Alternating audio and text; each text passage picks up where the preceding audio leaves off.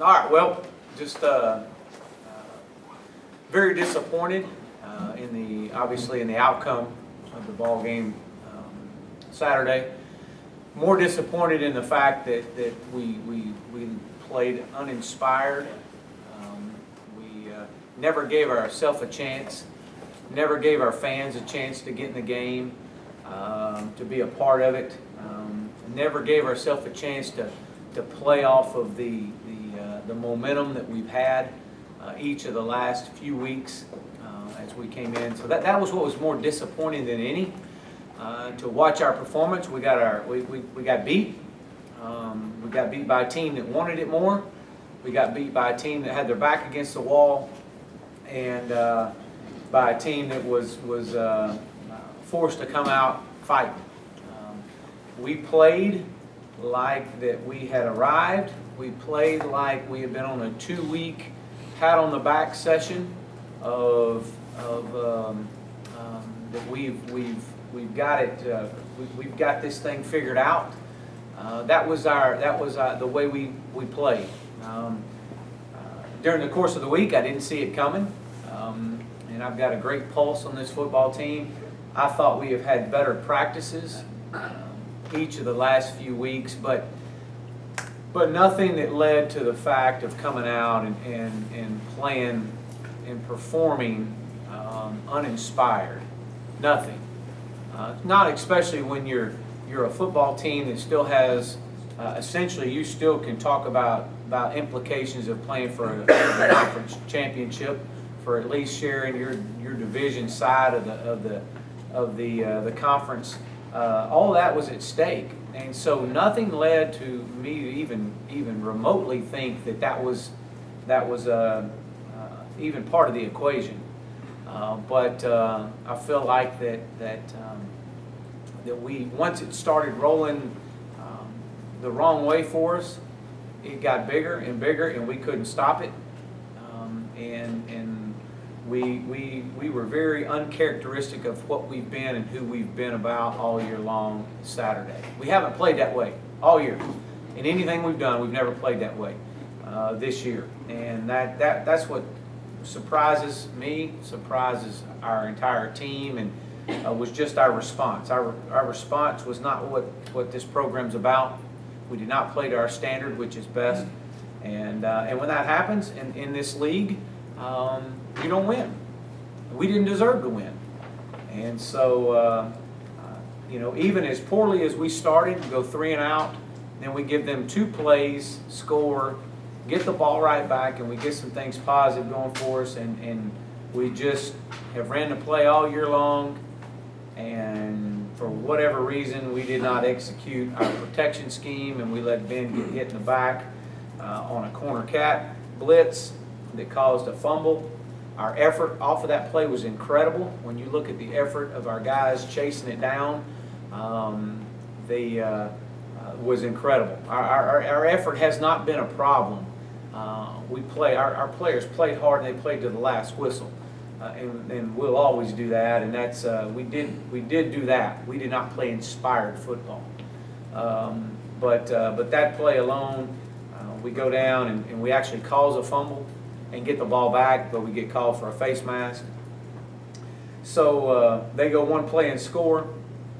When you give a team to where their back is against the wall, and they're coming in here playing against a confident SMU football team that has everything to play for, and you only run 4 offensive plays and score 21 points, you can play loose. That's what they did. They played loose. There was no pressure after 4 plays in the game. There was no pressure on those guys. They could play loose and play inspired and play confident because they definitely had the momentum on their side. We get the ball right back, travel down, we go down and score. You could sum up our entire day on 1 play, and it was a great executed play, a great plan that we had put together. We throw the back out of the backfield in a man coverage. We knew they were going to be in man coverage, and we literally go against everything that this program stands for and don't finish. We trot into the end zone like we've arrived.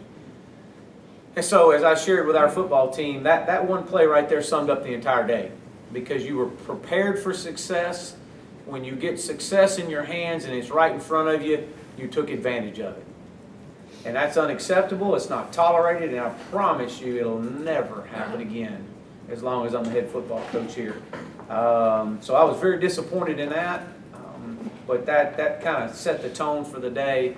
Still, you score, it's 14-7, and you kick off to them and you let them go untouched for a 100-yard kickoff return, which has been an issue for us all year long. You've got a lot of different guys that are playing each week, offense, defensively, and they're having to play on special teams. We're down on some numbers. It's no excuse. We've got to get the job done, and we got guys in position and not making the play. So we got to go back, and we got to continue to evaluate that. Again, it's inspired football. You got to play inspired. You got to want to be on special teams. You got to want to make a difference, and that's everything that this program is about. Is what we provide for these young men, and we got to coach better, we got to demand more, and we got to play inspired with an edge. Something we have done each of the last 2 weeks leading up to that ball game. So now you're down 21-7, and they get another. They go down field goal or a one-play score, and so essentially they've run 6 plays and scored 28 points, whatever it may be, but. It's hard to do that. Still at 31-7, okay, you've spotted them 21 points. Just get to halftime. 31-7 in this day and age in football is nothing. All right, all you do is come out and make a stop and go score. It's 31-14, and the game is turning. Your momentum is now on your side, and for them to go down and score on a busted coverage 30 and to make it 38 was totally disappointing. So we never gave ourselves a chance, and I was very straight on after the game. I was not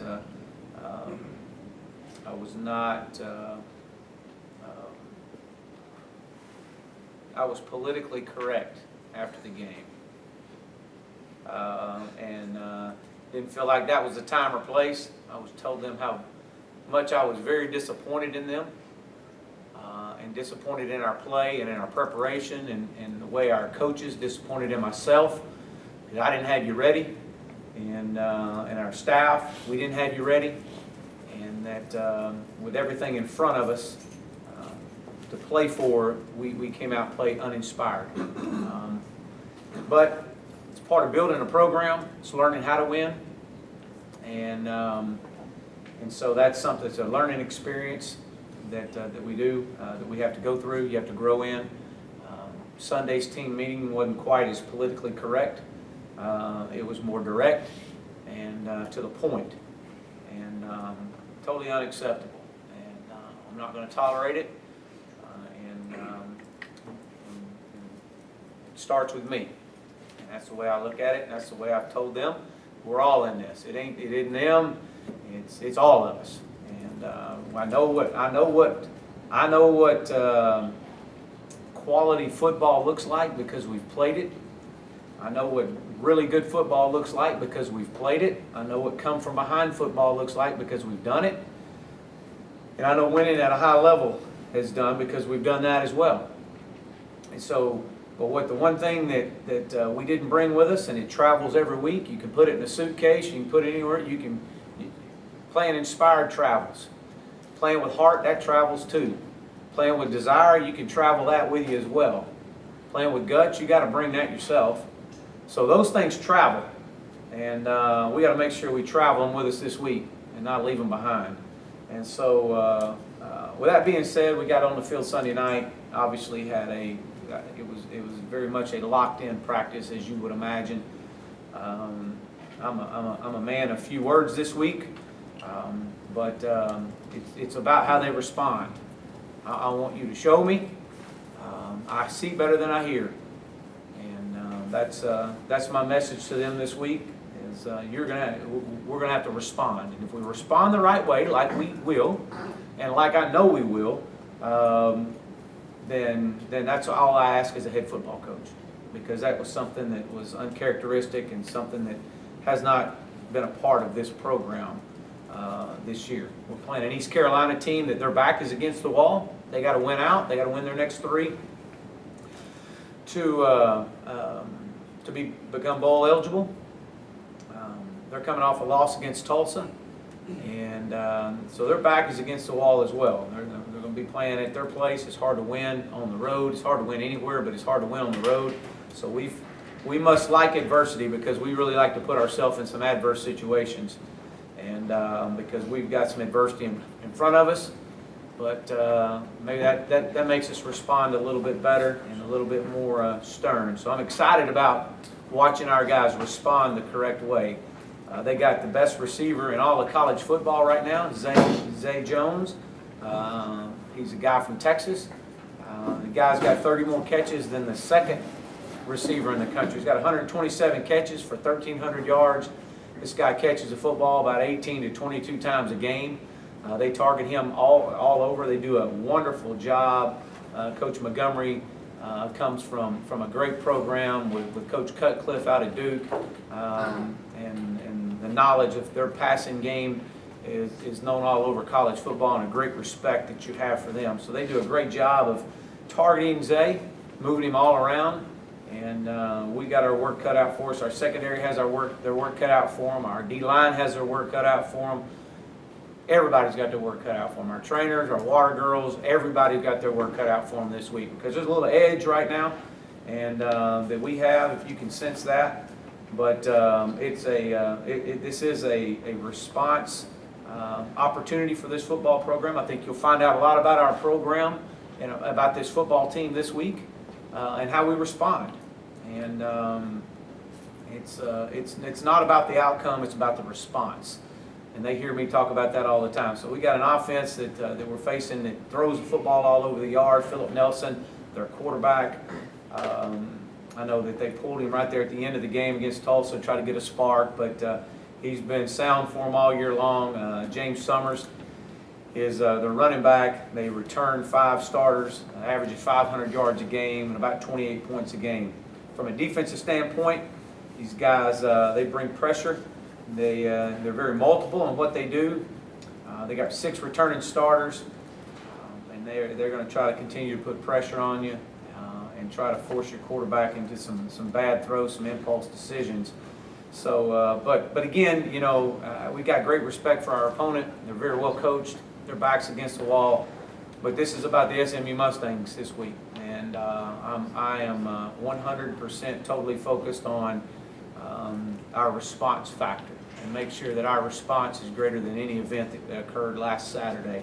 If it is, then great things will happen. If it isn't, then you know, if you do the same things over and over and expect different results, that's the definition of insanity. So, with that being said, the great thing, as I shared with our players, is unlike a year ago when we lost to Memphis, we had to wait the whole year with that poor taste in our mouth. Here you basically wait 6 days. And we got a chance to get back out on the field and redeem ourselves. And to get to where we want to be this season, this football team, this program will have a chance to come back into Ford Stadium and redeem themselves back in Ford Stadium here in a few weeks. So look at it that way and move forward. But I am overly excited about getting back out on the field today. I can't wait.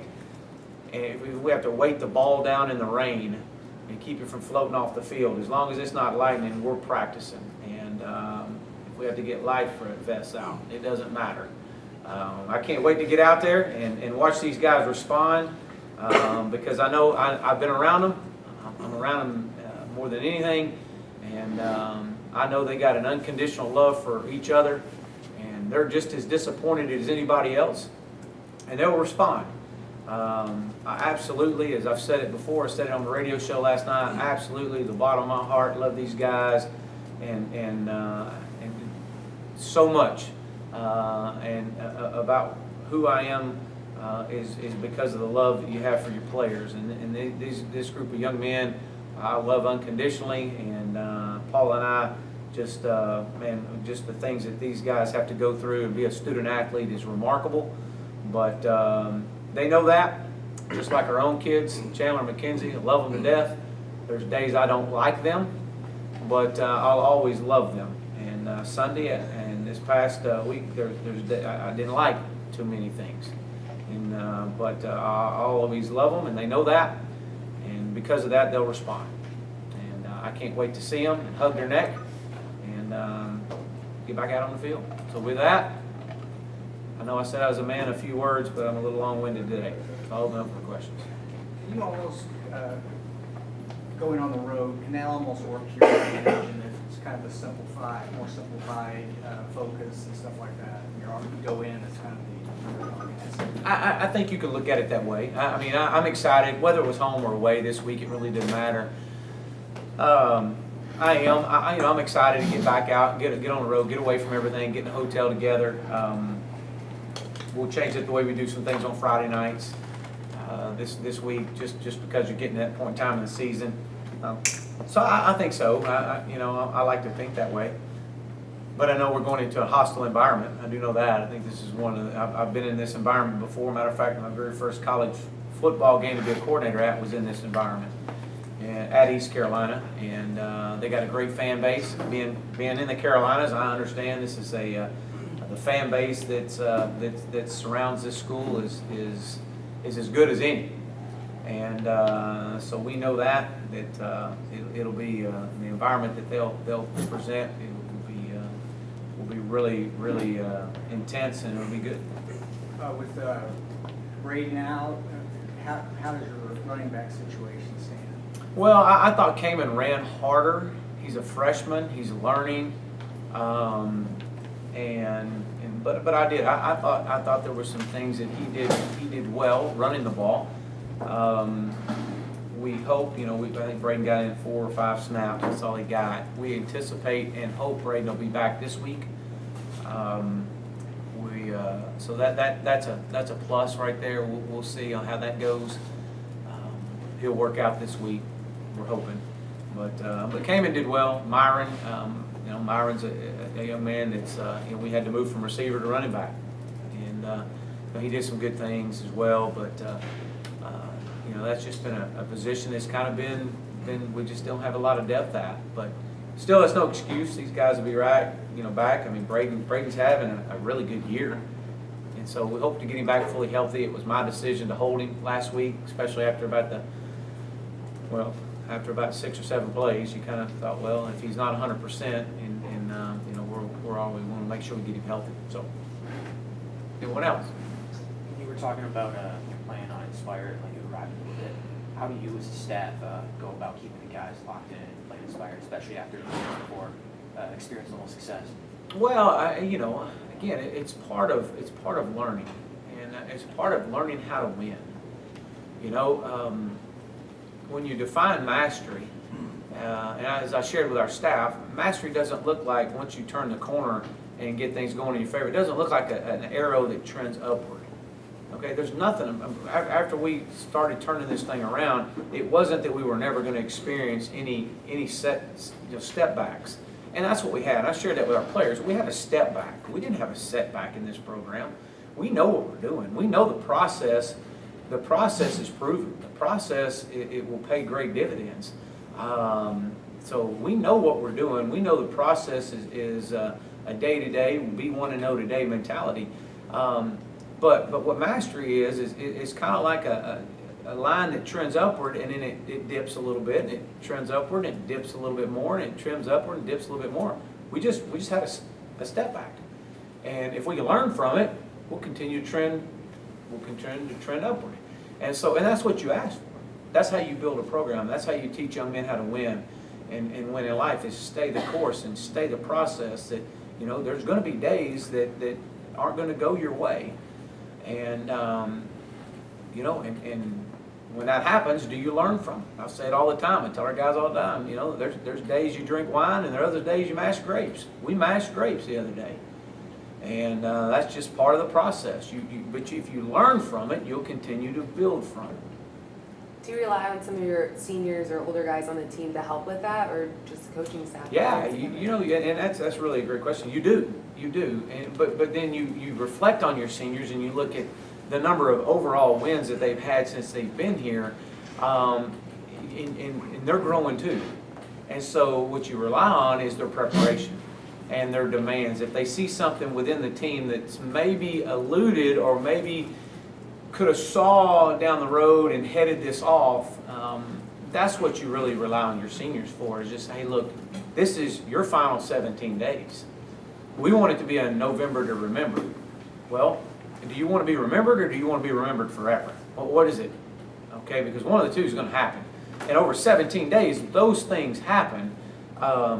So if we, as seniors, could have saw something that might have, maybe it was 2 weeks ago, maybe it was during the course of the win streak, or the 2-game wins that you had, and that come from behind, and the big win that you had, that caused everybody to maybe lose an edge, maybe lose a focus. That would have been, that's what you rely on your seniors for. And you really want your seniors to be the ones most inspired to say, hey, look, this is my final 17 days. I need your absolute best. So. You said after the game you were politically correct and not so much the next day. Who are some of the players that have spoken up to the team over the last couple of days? You know, each one of our classes gets the chance to meet with coaches. So our freshmen meet with they'll meet with coaches. Our sophomores meet with the coaches, juniors, seniors. And then during that time, they get a chance to speak. Our leadership committee has every opportunity to speak to the team whenever they want to call a team meeting. And I've talked with them, and exactly what I thought, which is, I think, without a doubt, the right thing. Their message was, Coach, the message is loud and clear right now. Let us monitor, but the message that has been sent is loud and clear. And if there's an opportunity, or if there's a time that someone needs to get up and say something, then obviously we'll do that at that time. But I think, like they agree, that the message is loud and clear. It's all about how we respond now. It's all about moving forward. We want to harp on it. The thing you don't want to do is you don't want to let Memphis beat you twice. So if we can learn from it, then let's move forward. Yeah. This one that you throw away the film, or if you did watch it, did you see anything No, different on the film that you didn't see from the sideline? No, really, what you saw on the sidelines was, I mean, it wasn't very good. I mean, when you watched it, it really wasn't very good either. So but you watch it, you bring it to their attention, and then you let them see it, and then you ask them the questions of where did you see this going wrong? Did you see it? Was there something out there? And so, and you know, everybody's got 20/20 vision looking from behind. So. So you'll see. You know, again, it's all about the response now. That's why I'm so excited about getting back out on the field today. I really am excited about finding out about this football team this week. I really do. I think this is a great growing opportunity for this program moving forward. Anybody else? Chauncey Grace didn't play on Saturday. Do you anticipate him coming back at all? Yeah, we do. We expect him back. It was a game time decision. He goes out, and he just couldn't do it. So we made the decision then that he didn't practice hardly any last week. He went through walkthrough a couple times, but we kind of had a feel for it. But we anticipate him hopefully being back this week, and we anticipate Daniel McCarty possibly being back this week. We hope we'll find out as the week progresses.